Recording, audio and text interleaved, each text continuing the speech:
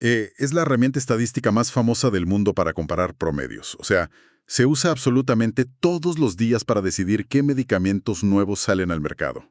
¿O qué terapias psicológicas realmente funcionan en la práctica clínica? Tal cual. O qué políticas educativas tienen un impacto real. Y sin embargo, la mayor ironía de todo esto es que lo único que afirma analizar, bueno, no son los promedios en absoluto. Se llama análisis de varianza. Esa es, digamos, la gran paradoja. Y es exactamente el punto donde la mayoría de las mentes colapsan cuando entran por primera vez a una clase de metodología. Totalmente, porque el nombre no parece tener sentido. Exacto. Para desenredar ese nudo, en nuestra inversión a fondo de hoy nos apoyamos en un material sumamente riguroso. Son los apuntes de la Cátedra de Metodología de la Investigación Científica 2 de la UCS. Ajá, estructurados por el profesor William Castillo González. Así es. Pero a ver, el objetivo aquí va mucho más allá de descifrar un texto universitario línea por línea. Entender cómo funciona este mecanismo estadístico, el famoso ANOVA, es aprender el idioma en el que está escrita la ciencia moderna. Porque si un estudiante o cualquier persona curiosa está leyendo un artículo médico sobre un nuevo tratamiento, o incluso un titular de noticias que afirma que la dieta X es superior a la dieta Y, necesitan saber si esa conclusión es real o si es, digamos, un espejismo matemático. Eso es la clave. Entonces, vamos al núcleo de la paradoja. Supongamos que estamos diseñando un estudio clínico. Queremos medir los niveles de ansiedad en 3 grupos de pacientes. El grupo A recibe terapia cognitivo-conductual. Bien. El grupo B recibe medicación y el grupo C recibe un placebo. Nuestro objetivo final es comparar el nivel de ansiedad promedio de esos 3 grupos para ver cuál funcionó mejor. Ajá. Entonces, ¿por qué la herramienta matemática para hacer eso se centra en la varianza y no en el promedio? Pues porque los promedios por sí solos son increíblemente engañosos. Un promedio es solo un punto de equilibrio, pero no te dice absolutamente nada sobre el caos que hay alrededor de ese punto. Claro. La genialidad de la ANOVA es que para saber si los promedios de tus 3 grupos de ansiedad son genuinamente diferentes, divide toda la variabilidad de tus datos en 2 categorías de ruido. La primera es la variabilidad dentro de los grupos. A ver, intentemos visualizar esto. La variabilidad dentro de los grupos sería el hecho de que incluso dentro del grupo A, que solo recibe terapia, no todos los pacientes van a reaccionar exactamente igual. Exactamente. O sea, Juan podría reducir su ansiedad un montón y María quizás solo un poco, a pesar de recibir la misma terapia. Ese es el ruido estadístico natural, ¿no? Precisamente. Ningún individuo es un clon de otro. A esa dispersión interna, a esas diferencias naturales entre Juan y María, la estadística lo considera el error. ¿El error? Sí, es el ruido de fondo esperado. Pero luego tenemos la segunda categoría, que es la variabilidad entre los grupos. Que sería la diferencia masiva que podríamos notar si comparamos, digamos, el grupo entero de la terapia contra el grupo entero del placebo. Tal cual. Imagina que los grupos son 3 salones de clases en un pasillo universitario. La variabilidad dentro del grupo es el murmullo natural de los estudiantes conversando en cada salón. Siempre hay ruido. Siempre hay ruido. Pero la variabilidad entre grupos es la diferencia de volumen que notas si, por ejemplo, el salón de terapia está rindiendo un examen en absoluto silencio y el salón del placebo tiene una fiesta con música a todo volumen. Es una excelente imagen mental. Y matemáticamente, lo que hace el software estadístico cuando ejecutas una ANOVA es calcular una proporción directa entre esas 2 cosas. A ver. Toma la diferencia de volumen entre los salones y la divide por el nivel de murmullo dentro de los salones. Espera, si dividimos una diferencia gigante entre los grupos por un ruido interno muy pequeñito, el resultado matemático va a ser un número grande. Correcto. Y ese resultado de la división es lo que en los apuntes se denomina el estadístico F. Estadístico F. Anotado. Sí. Si ese estadístico F es significativamente mayor que 1, la matemática te está diciendo que la diferencia entre los tratamientos es tan grande que no puede ser explicada por el simple caos natural de los pacientes. O sea, el volumen entre los salones supera abrumadoramente al murmullo de fondo. Exacto. Y ahí es donde el software arroja el famoso p-valor menor a 0.05. El nivel de significancia del 5%. Así es. Y cuando vemos ese p-valor menor a 0.05, podemos hacer algo crucial en la investigación. Podemos rechazar la hipótesis nula. Que, si recuerdo bien, la hipótesis nula es la afirmación escéptica y aburrida que dice todas las medias son iguales, tus terapias no hicieron nada diferente. Tal cual. Al rechazarla, afirmamos que al menos uno de nuestros grupos es estadísticamente distinto. Ahora, me pongo en la piel de alguien que mira los datos y dice, a ver, si solo quiero saber si la terapia es mejor que el placebo, Ajá. y si la medicación es mejor que la terapia, ¿por qué no hago simplemente pruebas más simples? ¿Por qué inventar el ANOVA? Ya existe una herramienta clásica para comparar dos grupos, que es la prueba T de Student. Es verdad. ¿Por qué no hacemos una prueba T para comparar terapia contra medicación, luego otra para medicación contra placebo y otra para terapia contra placebo? 3 comparaciones sencillas, problema resuelto, ¿no? Bueno, esa lógica parece impecable en la superficie, pero en la realidad estadística es una de las trampas metodológicas más letales. ¡Wow! ¿Letal en qué sentido? En que hacer múltiples pruebas T con los mismos datos infla de manera explosiva lo que conocemos como el error tipo 1. Ah, el temido falso positivo. Concluir que una terapia funciona cuando en realidad fue pura suerte. Exacto. Pensemos en el mecanismo detrás de esto. Cuando haces una sola prueba T, aceptas un 5% de riesgo de equivocarte por pura casualidad. Es un margen aceptable. Claro. Pero si empiezas a emparejar múltiples grupos en el mismo estudio, esos riesgos se acumulan. Y ojo, no sumándolos linealmente, sino multiplicativamente. O sea que crece rapidísimo. Sí, si haces 3 pruebas, ya no tienes un 5% de probabilidad de cometer un error. Tu riesgo salta a casi un 15%. Si tienes 5 grupos y los comparas todos contra todos, la probabilidad de encontrar un falso positivo se dispara a más del 40%. ¡Qué locura! Básicamente estás tirando los dados tantas veces que eventualmente te va a salir un doble 6 por pura suerte. ¿Y vas a publicar un artículo científico diciendo que descubriste una cura cuando solo encontraste azar? O sea que el ANOVA no es solo una fórmula, es un mecanismo de contención. Al evaluar toda la variabilidad de una sola vez en un modelo global, le pone un techo estricto a ese riesgo del 5%, sin importar cuántos grupos tengamos. Es un escudo protector contra los falsos positivos. Y la forma en que aplicamos ese escudo depende de cómo recolectamos los datos. El material de la clase hace una división muy tajante entre 2 grandes familias de ANOVA. A ver. La primera es el ANOVA de un factor o de una vía. Este es el que usamos en nuestro ejemplo del estudio de ansiedad: terapia, medicación y placebo. Las personas en el grupo de terapia no son las mismas personas que están en el grupo placebo. Son grupos completamente independientes. Claro, datos separados, individuos distintos. Pero la otra familia es el ANOVA de medidas repetidas. Y me imagino que aquí la arquitectura del estudio cambia radicalmente. Cambia por completo, porque ya no tenemos grupos de personas independientes. Imagina que en lugar de 3 grupos distintos, reclutamos a un solo grupo de 50 pacientes con ansiedad. Ok. Medimos su ansiedad el día 1, luego les damos un tratamiento durante un mes y volvemos a medir su ansiedad. Luego esperamos 6 meses sin tratamiento y hacemos una tercera medición. Ah, ya veo. Tenemos 3 grupos de datos, entre comillas, pero provienen exactamente de los mismos individuos en diferentes momentos del tiempo. Claro, y estadísticamente no puedes tratar esos datos como si fueran independientes.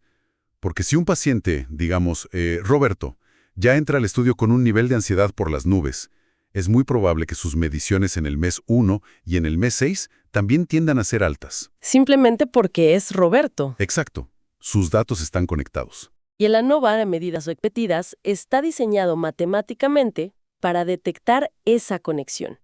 Aísla la variabilidad natural de Roberto y la retira del cálculo del error. ¡Wow! ¡Elegante! Sí, esto hace que la prueba sea muchísimo más sensible y potente para detectar si el tratamiento realmente causó un cambio a lo largo del tiempo, porque hemos limpiado el ruido que genera la personalidad base de cada sujeto. Es brillante cómo la matemática se moldea a la estructura de la realidad. Ahora, supongamos que ya tenemos nuestro diseño, tenemos nuestros datos en una hoja de cálculo, todo listo para correr el ANOVA. Un error muy común es creer que podemos simplemente meter todo en un software, presionar un botón y confiar ciegamente en el resultado. El peor error que puedes cometer. Sí, los apuntes advierten sobre los supuestos del ANOVA. Hay peajes que pagar antes de usar esta herramienta. Es que los supuestos son las condiciones físicas de tus datos. El software es solo una calculadora. O sea, si le das basura, te va a devolver un p-valor basura, pero empaquetado de manera que parece legítimo. Por eso existen estos tres supuestos fundamentales. A ver si podemos ilustrar esto. Muchos intentan comparar los supuestos con revisar el aceite o las llantas de un auto antes de un viaje. Pero siento que esa metáfora se queda corta, porque no explica qué estamos revisando realmente. Tomemos el supuesto más extraño de pronunciar. A ver, la homoscedasticidad. O igualdad de varianzas. ¿Qué significa exactamente que los grupos deben tener varianzas similares? Usemos una analogía física. Imagina que nuestro objetivo es comparar la altura promedio de 3 equipos de básquetbol. Si el equipo A, el equipo B y el equipo C están compuestos por jugadores profesionales que miden todos alrededor de 2 metros, sus promedios serán comparables. Tiene sentido. Pero, ¿qué pasa si el equipo C está formado por 50 niños de preescolar y 50 gigantes de 3 metros? Matemáticamente, si promedias a los niños y a los gigantes, el promedio podría dar exactamente 2 metros. Exacto. El promedio del equipo C sería igual al de los equipos profesionales. Pero la varianza, la dispersión caótica interna del equipo C, es monumental en comparación. Claro. Si intentas hacer una nova con grupos que tienen niveles de caos interno tan drásticamente diferentes, la matemática se quiebra. No puedes comparar el volumen entre salones si un salón tiene un murmullo constante y el otro tiene explosiones y silencios absolutos. Qué buena explicación. ¿Y cómo verificamos eso? Para verificar que nuestros grupos tienen una dispersión similar, aplicamos pruebas previas como el test de Leveñe o el test de Bartlett. Increíble. Queda clarísimo el porqué de la homocedasticidad.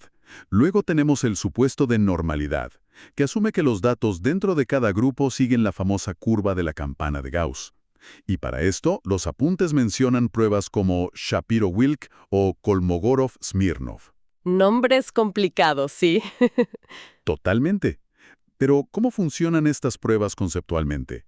No quiero que solo nos quedemos en memorizar el nombre. Piensa en la prueba de Shapiro-Wilk como un molde de repostería con la forma perfecta de una campana de Gauss. Lo que hace la prueba es tomar la distribución de tus datos reales y, digamos, presionarla contra ese molde perfecto. Ok.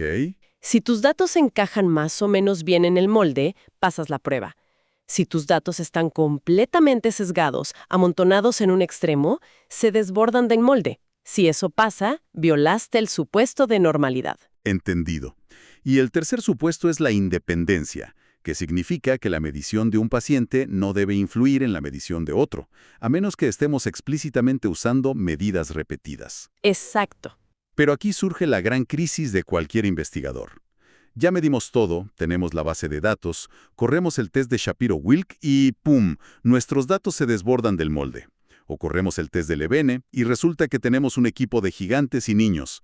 Fallamos los supuestos. ¿Se arruinó el estudio? ¿Tiramos los datos a la basura? De ninguna manera. Y aquí es donde la metodología científica muestra su flexibilidad.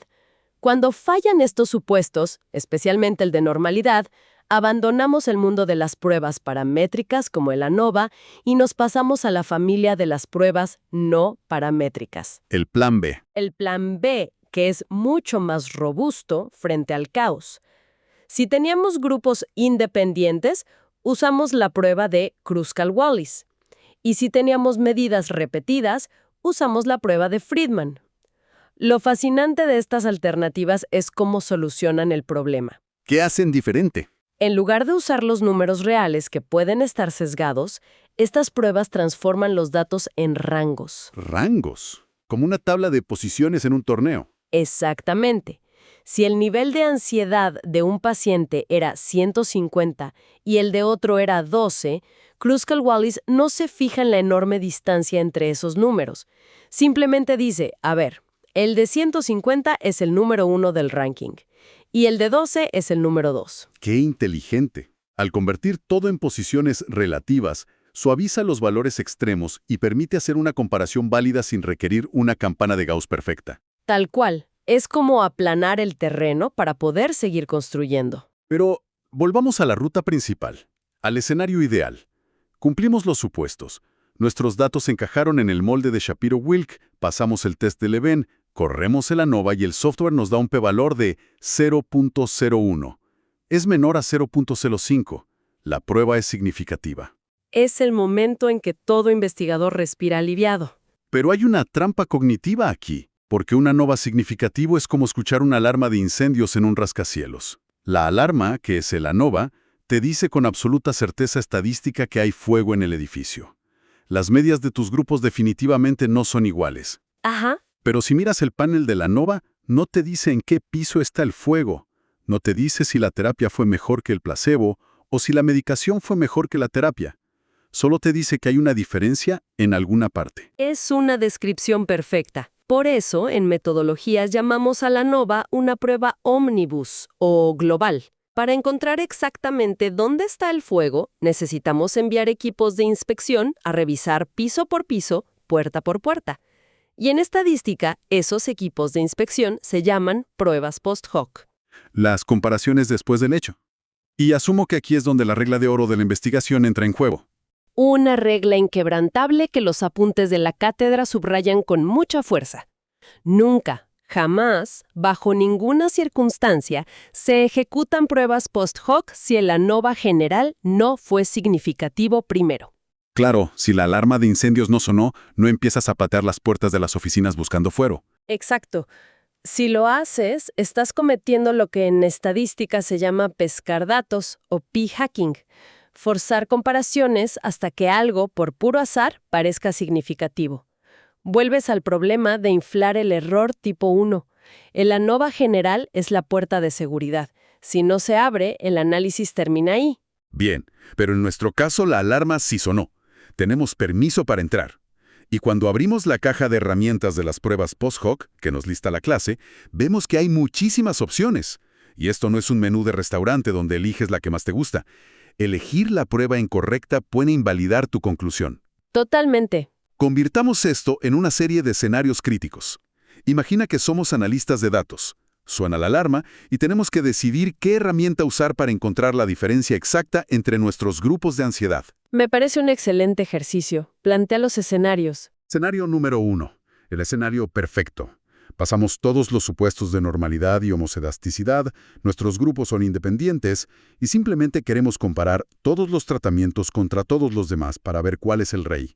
Terapia contra medicación, terapia contra placebo, medicación contra placebo. En ese escenario ideal, sacamos la herramienta estándar de oro, la prueba de Tukey HSD, o diferencia honestamente significativa.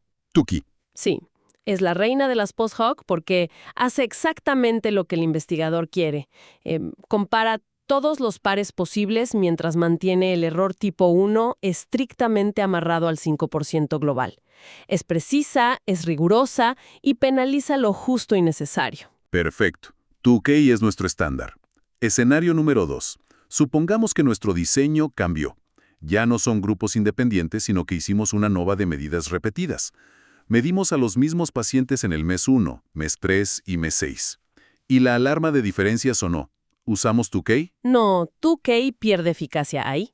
Para medidas repetidas o cuando tenemos muy pocas comparaciones planeadas desde el inicio, la herramienta más famosa es Bonferroni. Bonferroni. Suena intimidante. ¿Por qué se usa aquí y cómo funciona? Funciona con una fuerza bruta matemática muy simple. Dijimos que el peligro de hacer 3 comparaciones es que el riesgo del 5% se acumula. Lo que hace Bonferroni es decir, ¿quieres hacer 3 comparaciones? Muy bien, voy a tomar tu nivel de riesgo del 0.05 y lo voy a dividir entre 3. O sea, 0.05 dividido 3 es... 0.016, exacto. Bonferroni te obliga a que, para que cualquier comparación individual se considere un descubrimiento real, su p-valor ya no tiene que ser menor a 0.05, tiene que ser menor a 0.016. Se vuelve hiperexigente. ¡Wow! Es como ponerle a los datos un filtro de seguridad de triple grosor. Espera, pero si pones un filtro tan grueso, ¿no corres el riesgo de ahogar tus propios resultados? A ver. ¿Qué pasa si la terapia funcionó, pero el p-valor dio 0.03? Con la regla antigua del 5% era un éxito, pero con el filtro de Bonferroni de 0.016 queda descartado. Te estás protegiendo tanto de los falsos positivos que podrías terminar con falsos negativos. Esa es precisamente la crítica principal a Bonferroni. Pierde poder estadístico rápidamente si haces demasiadas comparaciones. Es tan estricta que te puede ocultar descubrimientos reales. Por eso solo se recomienda cuando vas a comparar unos pocos elementos. Entendido. Tercer escenario. Y este es un giro dramático. Resulta que cuando revisamos nuestros datos originales, fallamos la prueba del EBN. Resulta que tenemos el problema de los jugadores de básquetbol y los niños de preescolar. Uy. Nuestras varianzas son un caos desigual, es decir, tenemos heterocedasticidad. Corrimos un ANOVA adaptado para eso, yo significativo, y ahora necesitamos saber dónde está la diferencia. Tukey exige varianzas iguales. ¿A quién llamamos? Cuando el caos interno es desigual, llamamos a los solucionadores de problemas complejos. James Howell o Tamhanete 2. James Howell. Sí, James Howell es brillante, porque no asume que las varianzas son iguales, ajusta internamente sus cálculos matemáticos basándose en la dispersión específica de cada grupo emparejado. Incluso maneja muy bien situaciones donde tienes 50 pacientes en un grupo y digamos solo 20 en otro. Es la herramienta de rescate por excelencia cuando los datos son desprolijos. Bien. Último escenario. Y este me parece fascinante por lo específico que es. Digamos que estamos probando 3 nuevas pastillas experimentales para la ansiedad contra un solo grupo de control con placebo. Ajá. Cuando entramos al edificio a buscar la diferencia, nos damos cuenta de algo. A la farmacéutica no le interesa saber si la pastilla A es mejor que la pastilla B. Solo quieren saber si la A le gana al placebo, si la B le gana al placebo y si la C le gana al placebo. ¿Qué usamos? Ese diseño clama por la prueba de Donut. Donut funciona como un rayo láser. Como no vas a hacer todas las combinaciones posibles, sino que todas apuntan únicamente contra el grupo de control, Donut reduce matemáticamente la penalización que te pondrían otras pruebas. Es súper eficiente porque te da mayor poder para encontrar verdaderas diferencias frente al placebo sin el lastre de comparaciones que no te interesan. Es como elegir el destornillador exacto para el tornillo exacto. Tal cual. Entonces, si damos un paso atrás y miramos todo el mapa que acabamos de trazar, pasamos de analogías sobre el ruido en las aulas y equipos de básquetbol hasta alarmas de incendio y filtros matemáticos estrictos. Pero la columna vertebral de todo este viaje es que el ANOVA, el análisis de varianza, es el detector de señales definitivo. Obliga a los investigadores a demostrar que el efecto que encontraron es genuinamente más fuerte que el ruido de fondo que la naturaleza produce por sí sola. Y dominar este concepto altera por completo la forma en que cualquiera interactúa con la información diaria. Cuando un estudiante entiende que la ciencia seria requiere este nivel de control de errores y supresión de falsos positivos, se convierte en una mente crítica. Exacto. Si ves un gráfico en Internet que dice, el grupo X tuvo un puntaje más alto que el grupo Y, ya no lo crees a primera vista. Tu cerebro exige saber, a ver, ¿esa diferencia es mayor que el ruido interno del grupo? ¿Se controló el error tipo 1? ¿Qué prueba post-hoc utilizaron para afirmar eso? Es literalmente desarrollar inmunidad contra la manipulación de datos. Y para cerrar nuestra exploración de hoy sobre el comportamiento de las medias y las varianzas, quiero proponer una idea, algo para reflexionar fuera del manual de estadística tradicional. Te escucho. Hemos dedicado este tiempo a entender cómo la ciencia necesita agrupar a cientos de individuos para encontrar una media, diluyendo las particularidades de cada persona dentro de lo que llamamos varianza o error. Así es. El sistema asume que el individuo es el ruido y el grupo es la señal. Pero si miramos hacia el horizonte de disciplinas como, digamos, la medicina hiperpersonalizada, guiada por inteligencia artificial, o terapias basadas en nuestro propio ADN único, la ciencia apunta cada vez más al individuo. Es un excelente punto. Entonces, si llegamos a un punto donde los tratamientos estén diseñados específicamente para una sola persona, ¿estará el análisis de varianza destinado a desaparecer? ¡Wow! Llegará el día en que el concepto de promedio grupal se vuelva obsoleto y la ciencia del futuro no necesite calcular el ruido de las multitudes porque estará enfocada 100% en el individuo. Es una frontera metodológica en la que definitivamente vale la pena pensar. Nos escuchamos en la próxima.